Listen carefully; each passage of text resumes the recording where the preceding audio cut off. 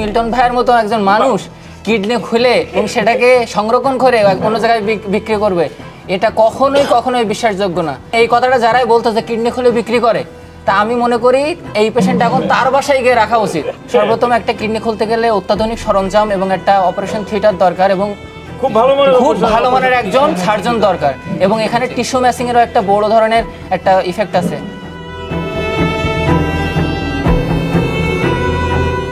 হল থেকে আমরা যখন ক্লাস করতে যাই তখনও দেখি উনি রাস্তার ধারে পড়ে আছেন এবং মশা মাছি এবং গায়ে পোকা ধরছে, মানে ওনার এক পা অলরেডি পচে গেছে, হাতও পচে গেছে। তো তখন আমাদের অনেক দয়াময় হয়। তখন ক্লাস শেষে আমরা আবার বেরিয়ে দেখি এখনও ওখানে পড়ে আছে যেখানে ছিল। তখন আমরা ভাবলাম যে এনাকে কোনো একটা ব্যবস্থা করা যাক। তখন আমি জানি যে আমাদের মিল্টন ভাইয়া, আমরা ওনার পেজ আমি অনেকদিন ধরে ফলো করি, তখন ওনার নাম্বারটা আমরা পেজ থেকে ম্যানেজ করে এবং কল দিই। তারপরে ওনারা জিডি করতে বলে এবং জিডির একটা কপি নিয়ে, এই যে জিডি পেপার আছে এবং প্রাথমিক ট্রিটমেন্টও আছে। আসলে এটা আমার কাছে অনেকটা মনে হচ্ছে যে একটা মানুষ এভাবে মানে রাস্তায় পড়ে মানে আমাদের একদম চোখের সামনে মৃত্যুবরণ করবে, জিনিসটা খুবই প্যাথেটিক আর কি। তো সেই দায়িত্ববোধ থেকে আমাদের আসলে প্রথমে আমরা পুলিশকে খবর দিই যে বিষয়টা আপনার তদন্ত করতে বা কি হয়েছে এগুলো দেখতে। এরপরে তারা আসলে মোটামুটি চেষ্টা করে, কিন্তু আসলে এই লোকটার যেহেতু পরিবার নাই, সুতরাং তার একটা আমাদের হচ্ছে একটা সেন্টার দরকার যেখানে সে পরিপূর্ণ একটা মানে হচ্ছে আপনার ট্রিটমেন্ট এবং হচ্ছে পারিপার্শ্বিক অবস্থা পাবে।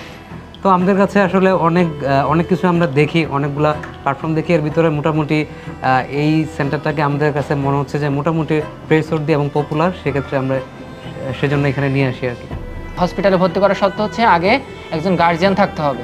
তো ওনাকে যে ভর্তি করার পরে ওনার পা কেটে ফেলা থেকে শুরু করে অনেক কিছু কার্যক্রম চালাতে গেলে একজন গার্জিয়ানের দরকার হয়, যেটা আমাদের পক্ষে পসিবল ছিল না, কারণ আমাদের রেগুলার ক্লাস ওয়ার্ড এবং সাথে আইটেম ভাইবা চলে। আসার পর থেকে আসলে এখানে যে স্টাফ বা যারা আছে তাদের খুব অমায়িক এবং খুবই ভালো মনে হয়েছে। তো আসলে আশা করি যে উনি পারফেক্ট ট্রিটমেন্টটা এখানে পাবে এবং হচ্ছে যে ওনার ফ্যামিলিকে রিচ আউট করা সম্ভব হবে। চাইল্ড অ্যান্ড ওল্ড এজ কেয়ারে আমি নিয়ে আসতে পারে, এবং এটার জন্য আমরা সকাল 11টা থেকে একদম মানে নিরলস দাঁড়িয়ে থেকে পুলিশকে ইনফর্ম করতে, জিডি করতে, সাথে কপি ম্যানেজ করতে, অ্যাম্বুলেন্সে তুলতে, সর্বদিক থেকে অনেকে অনীহা প্রকাশ করলেও আমরা থেমে থাকি নাই। মানুষের গন্ধটা ইউজুয়ালি হয় হচ্ছে পচা মানুষের গন্ধ, কিন্তু এখানে জ্যান্ত মানুষের গন্ধ আমরা শুকতে পাচ্ছি। তাহলে ওই জায়গায় যদি আমার পিতামাতা বা আমার আত্মীয় স্বজন থাকতো তাহলে কিন্তু আমরা ওই রকম দেখে এড়িয়ে যেতে পারতাম না। সেই ক্ষেত্রে আমরা ওই রোগীটা যখন দেখলাম তখন মনের ভিতরে এত পরিমাণ মানে খারাপ লাগা কাজ করলো যে আমি আর হলে যাইতে পারি নাই। এনাকে কিছু একটা ব্যবস্থা করেই তারপরে হলে যাইতে হইতো। আমি সবাইকে বলবো এটাই যে আপনার আশেপাশে যেরকম অভাবী বা হচ্ছে যাদের সাহায্য প্রয়োজন এমন মানুষ যদি দেখেন তাহলে তাদের পাশে দাঁড়ান যতটুকু আপনার সম্ভব হয়। এটা হয়তো বা আপনাকে একটা আপনার মানে জীবনটাকে ধন্য করতে একটা জিনিসই যথেষ্ট আমার কাছে মনে হয়। সেই ক্ষেত্রে আমি তোমাদের উদ্দেশ্যে বলবো যে আপনারা মানবিক দৃষ্টিকোণও দেন, সাথে আর্থিক দৃষ্টিকোণও দিবেন। কারণ একজন মানুষ তার মন থেকে পোষণ করলো যে তাকে মানবিক সহায়তা দিয়ে নিয়ে আসবে, বাট তার কাছে টাকা নেই। সেই ক্ষেত্রে আপনাদের ওই পাশে যারা দাঁড়ায় আছেন, পাশে যারা দাঁড়ায় দেখতেছেন, তারা যেন অবশ্যই ওই সামান্য কিছু টাকা দিয়ে তাদেরকে একটু আগায় দেওয়ার জন্য।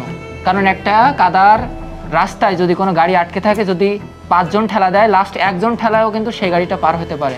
তো আপনারা সেই কাজটা করেন। আপনাদের মানে শারীরিক পরিশ্রমের দরকার নেই, বাট একটু আর্থিক শ্রম দিয়েও হেল্প করতে পারেন আপনারা এই ক্ষেত্রে।